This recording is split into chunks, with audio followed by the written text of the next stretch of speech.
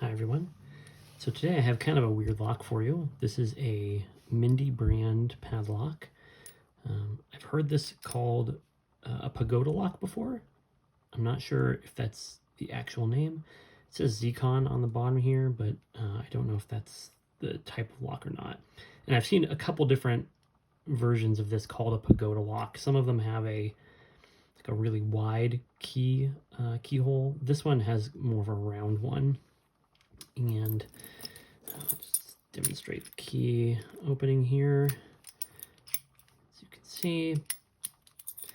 But what's interesting about this lock is looking into the keyway and looking at the key. So what you can see here is all the way down at the bottom, you can see kind of that weird oblong shape. That's the actuator, and that's what you have to turn to open the lock.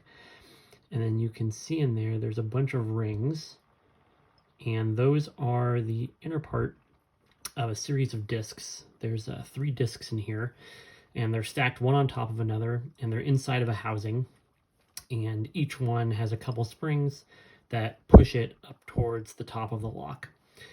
And you can see the key here. Clearly this is why it's called a pagoda lock. It looks a little bit like a tower. It's got different levels on it.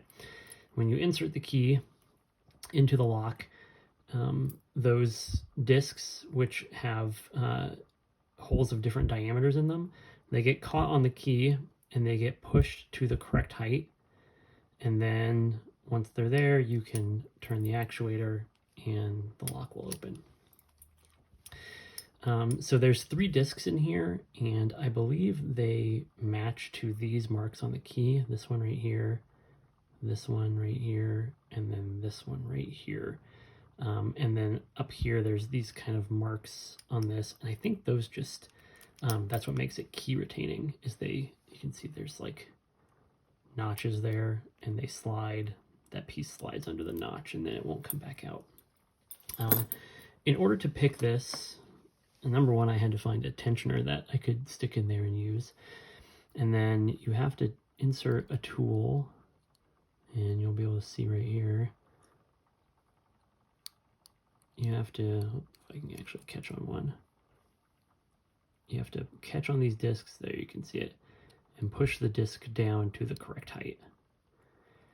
Now what makes this kind of difficult is, number one, each of the discs has like 2 wings on it, and they're in different spots. So one has 2 here, one has 2 here, and one has 2 here. And there's springs that push the discs all up, so there's nothing in between the discs.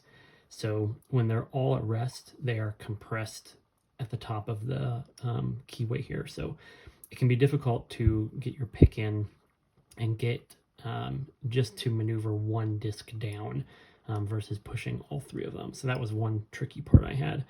The other is because the discs kind of sit in here this way, and they have those wings again, as you're pushing down, if you push on one side, that side will go down and the other side will stick.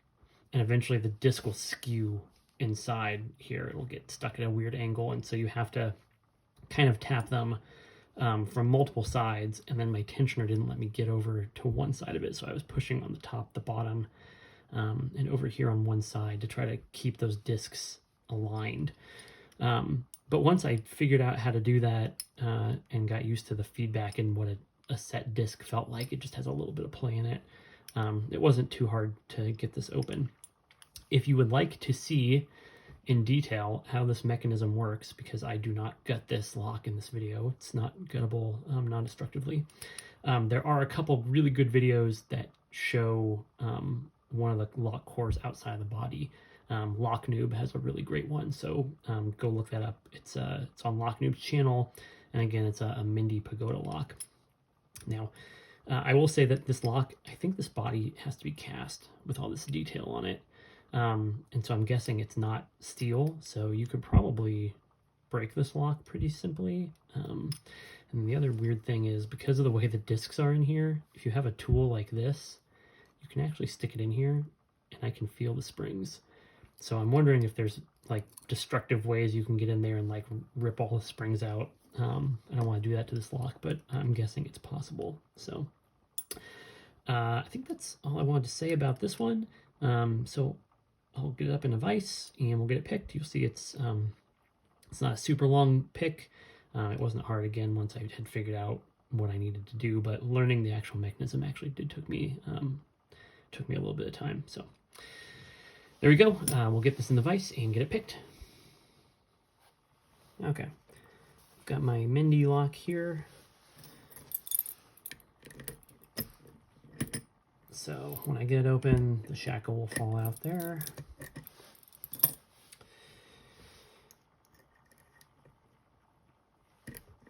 Okay, get my tensioner in. I'm actually going to be using a headlamp here because it really helps me to be able to see into the lock keyway, because sometimes I need to visually validate with what disc I am on or where I can get to the disc I want. So I apologize for the flashing lights here, but I'm literally just sometimes looking into the keyway to see where a disc is positioned. Particularly the top and middle discs, they really like to sit right on top of each other. And so by looking into the lock, I can see where I can place my pick to get to one of them and not the other. Okay, so I'm clicking all the discs down here. Sometimes I have to hit the same disc from multiple angles because they do like to misalign themselves when you're picking them.